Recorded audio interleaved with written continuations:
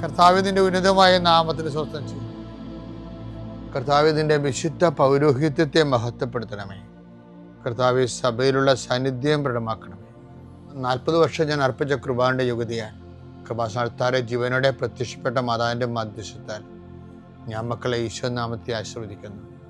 കർത്താവെ, ജോലിയില്ലാത്തവര്, വീടില്ലാത്തവര്, ജീവിതത്തിൽ കലഹങ്ങളും ഭിന്നതകൊണ്ട് പിരിഞ്ഞു താമസിക്കുന്ന ജീവിത പങ്കാളികളെ, കുഞ്ഞുങ്ങളുടെ തെറ്റായ അവസ്ഥകൾ കണ്ട് വിഷമിക്കുന്ന മാതാപിതാക്കന്മാരെ,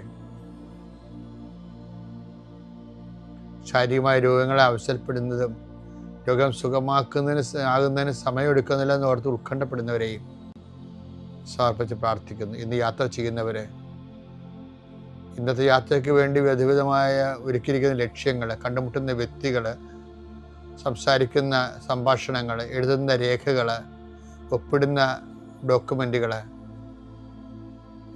പങ്കെടുക്കുന്ന ഇൻ്റർവ്യൂകൾ, സെൻഡ് ചെയ്യുന്ന മെസ്സേജുകൾ എല്ലാം കർത്താവിൻ്റെ കൃപയാൽ നിറയപ്പെടാനും, ഇപ്പോൾ ഞങ്ങൾ കയ്യിലെടുത്തിരിക്കുന്ന രേഖകൾ ഞങ്ങൾ ജീവിതമാർഗം കണ്ടെത്തുന്ന ഓരോ തൊഴിലിടങ്ങൾ, ഞങ്ങളിപ്പോൾ എവിടെയാണ് നിൽക്കുന്നത്, എന്തിനു വേണ്ടിയാണ് നിൽക്കുന്നത്, ആ അനുഗ്രഹ സ്ഥലങ്ങളെ ഇപ്പോൾ നീ ആശീർവദിക്കണമെന്ന് പ്രാർത്ഥിക്കുന്നു. ഇന്നത്തെ യാത്രയ്ക്ക് വേണ്ടി വിധവിധമായ ഒരുക്കിയിരിക്കുന്ന ലക്ഷ്യങ്ങൾ, കണ്ടുമുട്ടുന്ന വ്യക്തികൾ, സംസാരിക്കുന്ന സംഭാഷണങ്ങൾ, എഴുതുന്ന രേഖകൾ, ഒപ്പിടുന്ന ഡോക്യുമെൻറ്റുകൾ, പങ്കെടുക്കുന്ന ഇൻ്റർവ്യൂകൾ, സെൻഡ് ചെയ്യുന്ന മെസ്സേജുകൾ എല്ലാം കർത്താവിൻ്റെ കൃപയാൽ നിറയപ്പെടാനും, നീ ഇന്ന് തിരികെ എത്തുന്ന സമയത്ത് കർത്താവിൻ്റെ കൃപ നിന്നെ നിറഞ്ഞു നിന്നുകൊണ്ട് സന്തോഷം വന്ന് ഉറങ്ങുവാനും, ഇന്നത്തെ ദിവസം മുൻനിർത്തി നീ കണ്ടുമുട്ടുന്ന ഓരോ നിമിഷങ്ങളെയും, നിൻ്റെ ഓരോ സമയങ്ങളെയും, സന്ദർഭങ്ങളെയും എല്ലാം സംരംഭങ്ങളെയും പരിശുദ്ധമ്മ ദൈവമാതാവിൻ്റെ മധ്യസ്ഥത്തിൽ രാത്രിയും തിരിച്ചെത്തുന്നവരെ കർത്താവിൻ്റെ നാമത്തിൽ മാതാവിൻ്റെ മധ്യസ്ഥതയിൽ ഞാൻ നിൻ്റെ ജീവിതത്തെയും നിൻ്റെ കുടുംബത്തെയും ഈശോ നാമത്തെ ആശീർവദിക്കുന്നു. എൻ്റെ പ്രിയപ്പെട്ടവരെ, നമ്മൾ വാഗ്ദാന പേടകത്തെ നമ്മുടെ ജീവിതത്തിൻ്റെ മർമ്മപ്രധാനമായ സമയത്ത് വാഗ്ദാന പേടകം സകല വാഗ്ദാനങ്ങളുടെയും പൂർണ്ണതയായ യേശുവിനെ എങ്ങനെ സമീപിക്കാം, നമ്മൾ ഈ 4 ദിവസങ്ങളായിട്ട് 4 കാര്യങ്ങൾ കണ്ട്. 1-ാം ദിവസം വിശ്വാസം എന്ന് കണ്ട്, 2-ാം ദിവസം നമ്മൾ വിശുദ്ധി എന്ന് കണ്ട്, 3-ാം ദിവസം നമ്മുടെ യോഗ്യത എന്ന് പറയുന്നത് മാനസാന്തരമാണ്, 4-ാം ദിവസം വിനയമാണ്. വിനയത്തോടെയാണ് നമ്മൾ ഈശ്വരനെ സമീപിക്കേണ്ടത്. യാക്കോബ് 4:6 അവിടുന്ന് കൃപാവരം ചൊരിയുന്നു. അതുകൊണ്ടാണ് ഇങ്ങനെ എഴുതിയിരിക്കുന്നത്. ദൈവം അഹങ്കാരികളെ എതിർക്കുകയും എളിമയുള്ളവർക്ക് കൃപ കൊടുക്കുകയും ചെയ്യുന്നു. അപ്പം മെയിൻ സംഭവം അഹങ്കാരമാണ്. ശരിക്കും നമ്മൾ എളിമപ്പെടുന്നതിന് ആദ്യം വേണ്ടത് അഹങ്കാരത്തിൽ നിന്നാണ്. അഹങ്കാരം ഇല്ലാതിരുന്നാൽ തന്നെ ഓട്ടോമാറ്റിക്കായിട്ട് നമ്മൾ എളിമയുടെ സ്റ്റാറ്റസിലേക്ക് വരും. ഞാൻ ഈ ദിവസങ്ങളൊരു വൈദികയുടെ ധ്യാനത്തിൽ പോയായിരുന്നു. അവിടെ ഒരു ആൻ്റണി ഇട്ടിക്കുമെന്ന് തരത്തിലാണ് ധ്യാനിപ്പിച്ചത്. അപ്പം അദ്ദേഹം ഈ അഹങ്കാരം ഉണ്ടാകാതിരിക്കാൻ വേണ്ടി കുറേ കാര്യങ്ങൾ പറഞ്ഞായിരുന്നു. എനിക്ക് ഇഷ്ടപ്പെട്ടായിരുന്നു. അപ്പം ഞാൻ എൻ്റെ ഡയറിയിലൊക്കെ അത് എഴുതി വെച്ചിട്ടുണ്ട്. അതിനകത്ത് അദ്ദേഹം ദൈവം വെറുക്കുന്ന 7 കാര്യങ്ങളെന്നാണ്. അതിന് അദ്ദേഹം സുഭാഷിതങ്ങളെ കോട്ട് ചെയ്തത്. ദൈവം വെറുക്കുന്ന 7 കാര്യങ്ങൾ. സുഭാഷിതം 6:16 എടുത്ത്. കർത്താവ് വെറുക്കുന്ന 6 കാര്യങ്ങളുണ്ട്. 7-ാമതൊന്നു കൂടി അവിടുന്ന് മ്ലേച്ഛമായി കരുതുന്നു. ഗർവ് കലർന്ന കണ്ണ്. ചില ആൾക്കാർ ഇങ്ങനെ വെച്ച് നോക്കത്തില്ലേ, വെച്ചാൽ ഒരു സൗമ്യതയില്ലാത്ത വെച്ചാൽ എന്ന് വെച്ച് കഴിഞ്ഞാൽ ഞാനതിനെ മനസ്സിലാക്കണ എങ്ങനെ അറിയാമോ? ഗർവ് കലർന്നെന്ന് പറയുമ്പോൾ ഞാനത് എങ്ങനെ മനസ്സിലാക്കണമെന്ന് അറിയാമോ?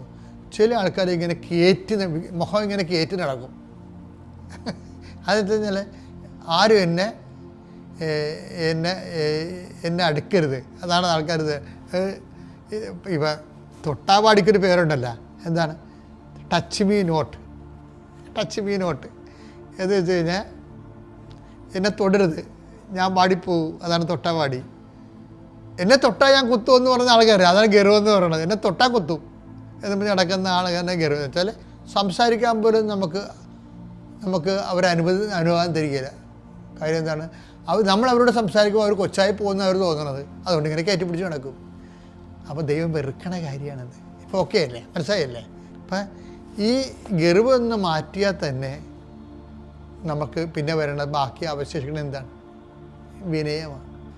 ഞാനിപ്പോൾ ആൾക്കാരുണ്ടെങ്കിൽ എനിക്കുണ്ടാകുന്ന പ്രശ്നം, എനിക്കൊരു പ്രോബ്ലം ഉണ്ട് കേട്ടോ. എൻ്റെ പ്രോബ്ലം എന്ന് പറയുന്നത് എനിക്ക് കുറേ രോഗങ്ങളുണ്ട്. ഇപ്പോൾ രാവിലെ എഴുന്നേൽക്കുമ്പോൾ നീർക്കെട്ടൽ കൊണ്ട് അവിടെ ഇവിടെയൊക്കെ മുഴച്ചൊക്കെ ഇരിക്കും. ഇപ്പോൾ എനിക്കാണെങ്കിൽ ഭയങ്കര അസ്വസ്ഥതയാണ് ആ സമയത്ത്. ആ സമയത്ത് കുർബാനയ്ക്ക് വരുമ്പോൾ ഞാൻ എൻ്റെ മുഖത്ത് നോക്കി അവർക്ക് അച്ഛൻ എന്ത് ദേഷ്യപ്പെട്ടിരിക്കണം എന്ന് തോന്നും.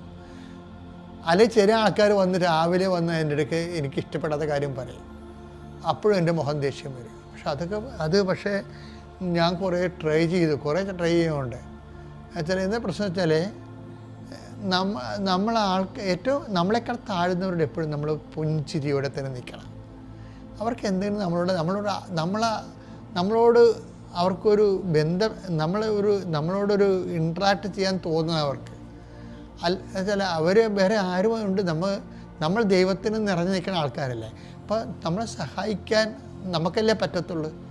വേറെ ആൾക്കാർക്ക് ദൈവം എന്ന് പറഞ്ഞ ആൾക്കാർക്ക് സഹായിക്കാൻ പറ്റത്തുള്ളൂ. അപ്പോൾ ആൾക്കാരെ കാണുമ്പോൾ ഇന്നലെ ഒരു സാക്ഷ്യമുണ്ടേ, എനിക്ക് ഭയങ്കര ഇഷ്ടപ്പെട്ടു. എന്താ സാക്ഷ്യം വെച്ചാൽ അവർ പറയണത് വെച്ചാൽ, ഞാൻ ആൾക്കാരോട് കാണുമ്പോൾ അവരെ പുഞ്ചിരിക്കും, എന്നിട്ട് ഞാൻ അവരോട് ഇന്ന് ചോദിക്കും സുഖമാണോ. ചിലപ്പോൾ ആദ്യമൊക്കെയാണെങ്കിൽ എനിക്ക് അതാണ് രസം. അത് മാളവികയെന്ന് പറഞ്ഞൊരു നോൺ ക്രിസ്ത്യനാണ് അത് പറഞ്ഞിരിക്കണത്. ഞാൻ ഞെട്ടിപ്പോയി. എനിക്ക് മാളവിക പറയണേ, ഞാൻ പണ്ടങ്ങനെയല്ല, ഞാനിങ്ങനെ കല കുമ്പിട്ട് നടക്കത്തുള്ളായിരുന്നു. ഇപ്പം അങ്ങനെയല്ല. ഇവിടെ പോയി എടുത്തപ്പോൾ ഞാൻ ആരെങ്കിലും വഴി വെച്ച് കണ്ട അങ്ങോട്ട് ചെന്ന് ചോദിക്കും, ചേട്ടാ സുഖമാണ്, എന്താ വിഷമിച്ചിരിക്കണത്? അപ്പോൾ അവരെന്തെങ്കിലും പറയും. ചിലപ്പോൾ ഭാര്യ ആശുപത്രിയിലാണ്, അപ്പോൾ ഞാൻ പ്രാർത്ഥിക്കാം, ഞാൻ ഉടമ്പടിയെക്കുറിച്ച് പറയും. പിന്നെ അവർക്ക് ചേട്ടാ പൈസ വല്ലതും വേണം, എൻ്റെ ഉണ്ടെങ്കിൽ കുറച്ച് പൈസ അതിലുണ്ട്, അപ്പോൾ സഹായിക്കാൻ തയ്യാറാണ്. അപ്പം മറ്റുള്ളവരെ സഹായിക്കാനുള്ളവരാണ് ഈ പുഞ്ചിരിച്ചുകൊണ്ട് നടക്കണത്. പുഞ്ചിരി ഒരു തുറന്നിട്ട വാതിലാണ്. നിങ്ങൾക്ക് ഇടമുണ്ട് കർത്താവിൻ്റെ നാമത്തിൽ. കർത്താവ് പറഞ്ഞില്ലേ, ഞാൻ പരദേശിയായിരുന്നു, നിങ്ങൾ എന്നെ സ്വീകരിച്ചു എന്ന് പറഞ്ഞില്ലേ.